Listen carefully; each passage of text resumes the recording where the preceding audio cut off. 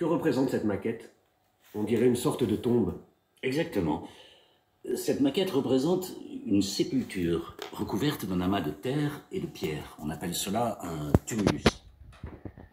Ce type d'inhumation était courant à l'âge du bronze et même à l'âge du fer. Vous verrez, nous en retrouverons plus tard dans notre visite. Et ces urnes, ces vases présentés juste là? Encore des objets funéraires qui reçoivent des offrandes? Ah non, non, non. Ces récipients-là contenaient les cendres des défunts. Ils datent d'une période plus récente. Et les pratiques funéraires ont évolué depuis le néolithique. À l'âge du bronze final, entre 1300 et 800 avant notre ère, les hommes préfèrent désormais incinérer les corps de leurs morts.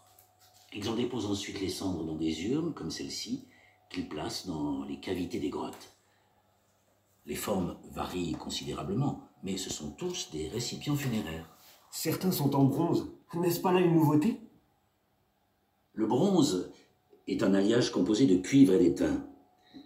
Le cuivre était jusqu'alors utilisé seul durant ce qu'on a appelé l'âge du cuivre.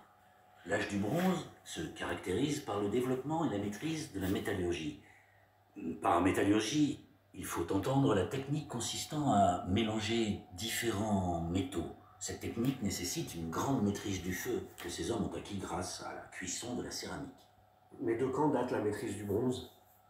Dans la région, cette nouvelle matière fait son apparition aux alentours de 2000-1500 avant Jésus-Christ.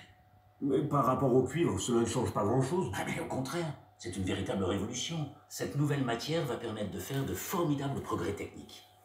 Le bronze est un alliage très résistant et il permet la réalisation de nouvelles formes, surtout pour des objets comme les épées, les casques, les jambières, les attelages et les ornements de chevaux et de chars, etc.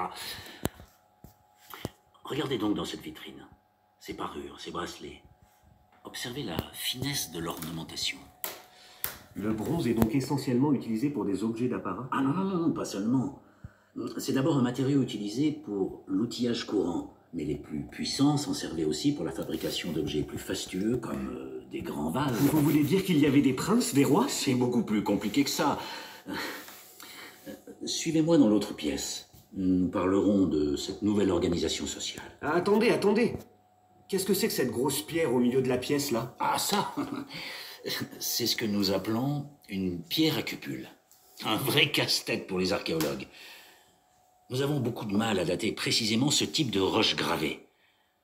Nous ne connaissons pas non plus leur fonction ou leur éventuelle valeur symbolique. Mais continuons donc la visite un peu plus loin.